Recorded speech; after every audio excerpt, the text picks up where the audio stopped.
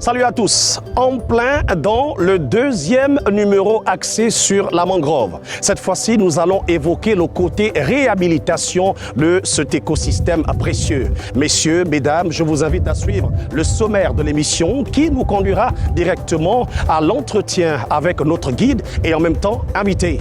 Allez, à tout de suite. Dont le thème porte sur la réhabilitation des mangroves, quelle réponse des pouvoirs publics face aux dégâts humains? D'ailleurs, pour en parler, nous avons avec nous Louis-Paul Obian-Modos.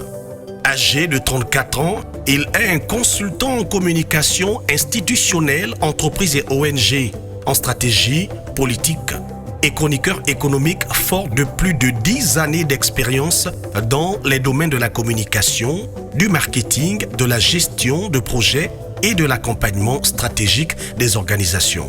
Il s'attache à concilier croissance économique et développement durable, en promouvant une approche responsable du développement, soucieuse de l'environnement et du respect des cadres législatifs en vigueur. Son parcours professionnel débute en 2014 par un stage à la Société d'énergie et d'eau du Gabon, où il se spécialise dans la gestion des fournisseurs locaux. En 2015, il rejoint Tech Mahindra au sein du centre de formation d'Airtel Gabon comme conseiller clientèle, avant d'intégrer en 2017 la PME ICOM et S Gabon où il gravit les échelons de responsable commercial et marketing à co-manager. Il y développe des compétences solides en développement commercial, gestion d'équipe et relations clients. En parallèle, il occupe de 2019 à 2020 le poste de chef de projet au sein du cabinet Idéal Conseil, spécialisé dans la gestion de projets associatifs. Son engagement pour la protection de l'environnement s'affirme dès 2021 à travers son rôle de responsable de la communication de l'ONG Les Amis de l'Aloe, œuvrant à la préservation des écosystèmes de mangroves au Gabon. Il y milite activement pour une sensibilisation accrue aux enjeux écologiques, tout en veillant au respect des législations environnementales dans les actions menées.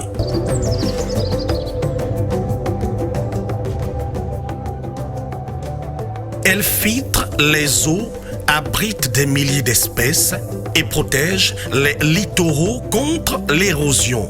Les mangroves sont bien plus qu'un paysage. Elles sont un rempart naturel. Pourtant, depuis plusieurs décennies, elles reculent lentement, mais sûrement.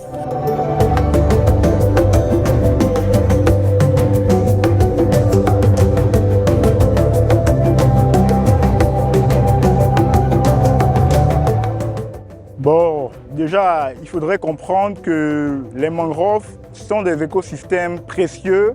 C'est parce que les mangroves jouent un rôle vital. Les mangroves servent de barrière naturelle contre l'érosion côtière, contre la montée des eaux et contre les dérèglements climatiques. Les mangroves servent également de nurserie pour les poissons et crustacés, ce qui joue un rôle important dans l'économie locale. Les mangroves aussi absorbent 4 fois plus de carbone qu'une forêt tropicale normale, ce qui fait d'elle un atout pour la lutte contre les changements climatiques, d'où l'importance de préserver et de valoriser ces écosystèmes aquatiques.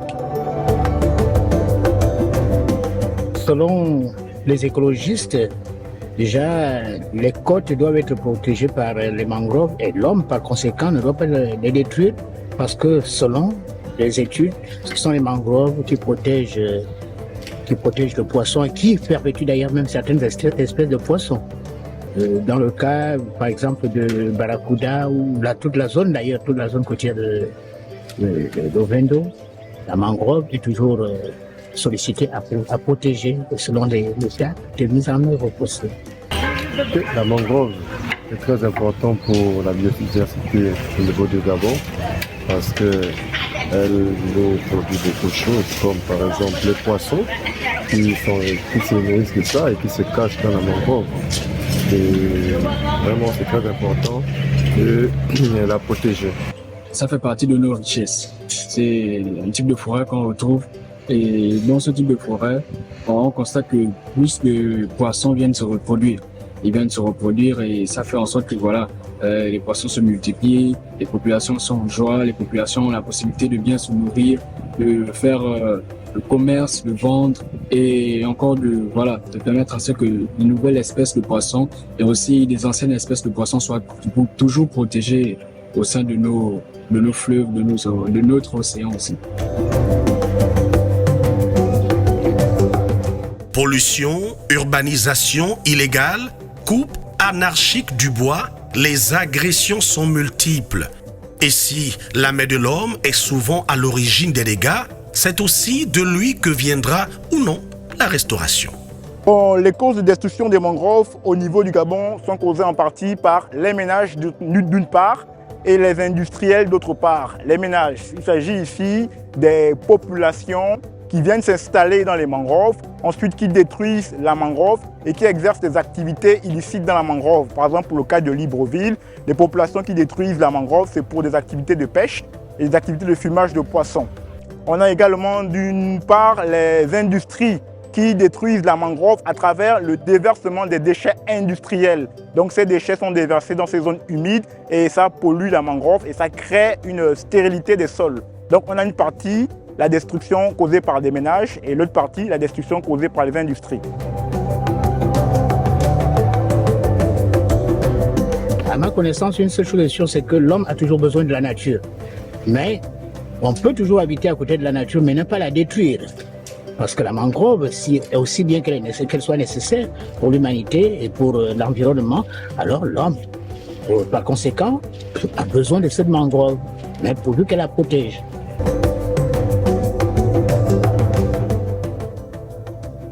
Face à la dégradation des mangroves, les organisations de la société civile affirment agir. Programmes de reboisement, sensibilisation communautaire, cadre réglementaire renforcé, mais sur le terrain, les résultats sont encore timides.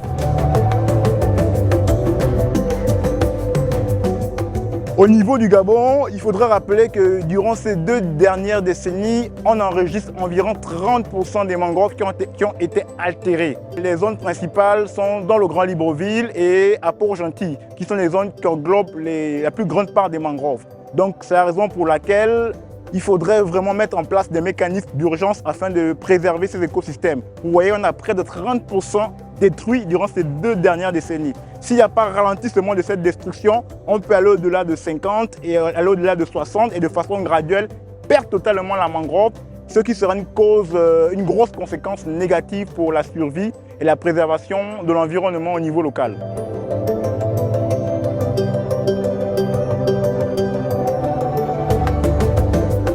Il y a des annonces, des projets pilotes, mais il manque une vraie volonté de suivi et de financement durable. Réhabiliter une mangrove prend du temps, demande une expertise locale et surtout de cohérence dans l'action.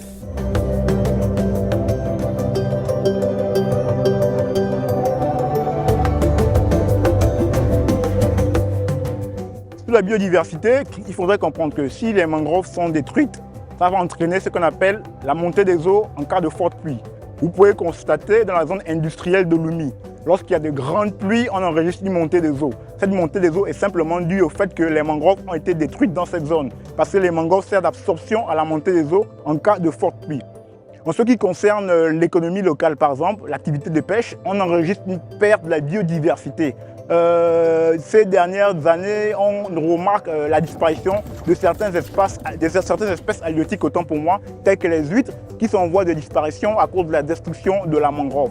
L'autre fait aussi qu'il faudrait rappeler, c'est que si les mangroves sont détruites, ça peut enregistrer l'échappement du dioxyde de carbone. C'est comme je le disais tantôt, les mangroves absorbent une grande partie du carbone. Donc leur destruction aura des conséquences également sur le réchauffement climatique qui est causé en grande partie par l'émission de carbone. D'où l'importance de préserver ces espaces humides. La déforestation, c'est un phénomène qui contribue à la perte de nos biens, qui contribue à la chute de non seulement l'espèce animale, mais aussi l'espèce humaine. Il faut aussi comprendre que la mangrove et les destructions de la mangrove en fait partie. Parce que si on détruit les mangroves Et si on élimine toutes les mangroves, les poissons n'auront plus de lieu où se reproduire. Et si les poissons n'ont plus de lieu où se reproduire, ça va faire en sorte que à chaque fois qu'on va pêcher, les poissons ne vont plus les poissons n'aura plus de poissons qu'on va aller encore pêcher. Donc ça va complètement se vider. Type de poissons, ils vont complètement disparaître. L'espèce va complètement s'évaporer et on va se retrouver voilà à la merci de la famine complètement. Certains efforts sont visibles dans certains départements côtiers. Des opérations de replantation sont menées en partenariat avec les ONG et les riverains, mais ces initiatives restent souvent isolées.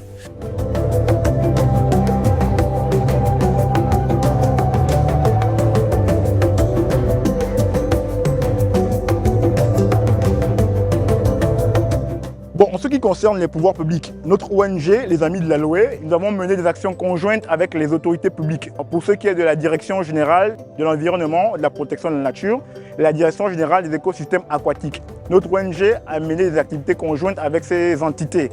Nous avons procédé depuis 2021 à une vaste campagne de sensibilisation à travers le nord de Libreville et le sud de Libreville, plus précisément dans la zone de Minoubé où nous sommes implantés. Avec la Direction générale de l'environnement et la Direction générale des écosystèmes aquatiques, nous avons procédé à la réhabilitation et à l'assainissement de la mangrove de Minoubé, plus précisément appelée Shanghai. Donc voici les activités conjointes que nous menons. Les objectifs ne sont pas encore atteints. On a beaucoup à atteindre comme objectif, d'où l'importance de renforcer les mécanismes et de renforcer les capacités, les outils au sein des organismes en termes de ressources humaines, en termes de ressources matérielles.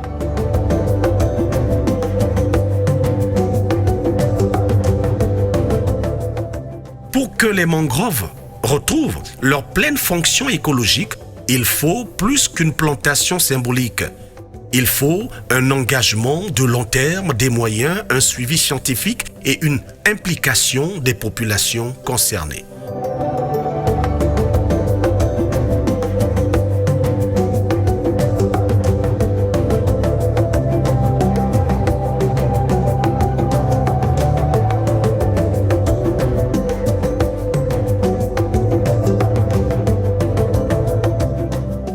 Il faudrait bien évidemment qu'un plan national soit restauré. Mais pour qu'un plan national des mangroves soit restauré, cela nécessite des financements. Qui dit financement des ressources matérielles, financement des ressources humaines. D'où les campagnes et les appels que notre ONG élabore chaque année. Nous lançons des appels pour l'accompagnement des plans nationaux de reboisement. Pour ne pas faire de la publicité, le ministère de l'Environnement, par le canal de son ministre, a initié un projet dans la zone de Minoubé qui consiste à reboiser 4 hectares de cette zone.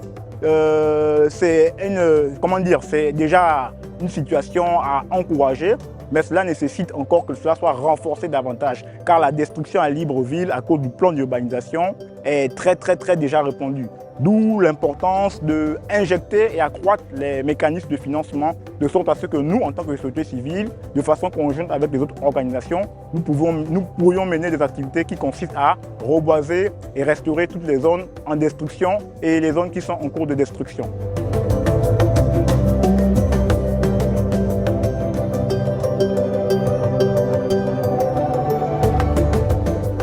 La réhabilitation des mangroves ne se décrète pas.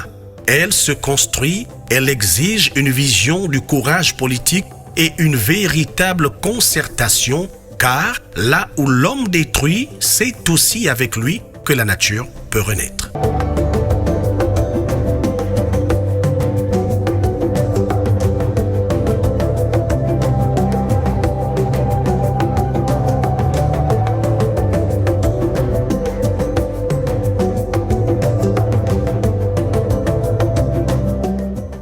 Donc déjà, il faudrait rappeler que les mangroves font partie prenante des zones humides. Et les zones humides sont encadrées au Gabon par la loi sur la protection de l'environnement. Donc le fait de vivre sur la mangrove fait de ces populations des populations en situation illégale. Le premier point consiste à faire comprendre à ces populations les enjeux de la préservation de la mangrove. Notre campagne de sensibilisation souvent consiste à dire aux populations: vous pouvez vivre dans la mangrove, mais il faut vous conformer au cadre de la mangrove. Il faut participer aux activités de reboisement, aux activités d'assainissement. mais nous constatons malheureusement que 80% des populations qui sont dans ces zones, malgré les campagnes de sensibilisation, ne se confondent pas et ne respectent pas le cadre de vie dans la mangrove. D'où l'importance de mettre en place des mécanismes de déguerpissement qui consistent à déloger ces populations de ces habitats afin que cela soit restauré. Donc, en ce qui concerne les déguerpissements, pour ne pas rentrer dans le sujet d'actualité, je pense que ce sera possible avec une vaste campagne d'immatriculation, de recensement et voir dans quelle mesure on peut déloger ces populations de façon progressive. Quand je parle de populations, c'est les populations qui sont dans les normes et qui sont en situation régulière. Mais en tant qu'humain, on peut trouver du juste milieu pour trouver une solution à ce phénomène-là. Le déguerpissement n'est pas une mauvaise chose dans la mesure où l'État est propriétaire d'abord de la terre et que par conséquent l'État a le droit de développer la cité. Mais il faut toujours les mesures d'accompagnement. Déguerpir, mais le relogement donné à la population où elle doit être relogée.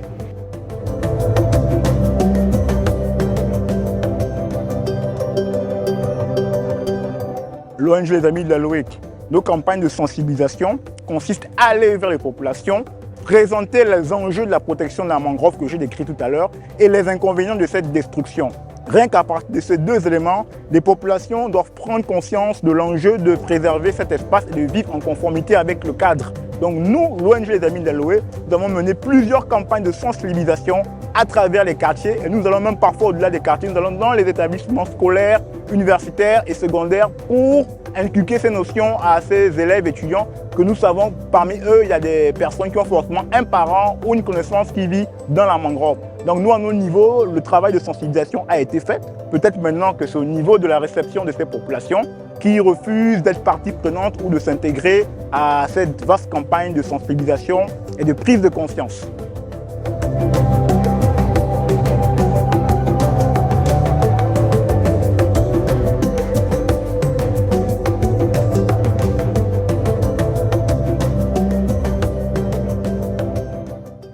La mangrove a un rôle primordial. Il est urgent de préserver les mangroves pour son rôle écologique à travers l'absorption du dioxyde de carbone, pour son rôle économique à travers la reproduction des poissons et crustacés et de son rôle humain à travers la survie et la lutte contre le changement climatique. D'où l'importance pour les autorités compétentes, pour les populations et pour la communauté internationale à travers les grands organismes de préserver cet écosystème qui est précieux et qui est naturel et qui représente le poumon de l'humanité.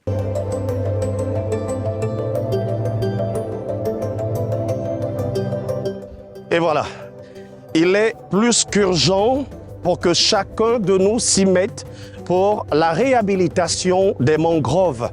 Nous le disons depuis le premier numéro, un écosystème précieux pour nous les humains.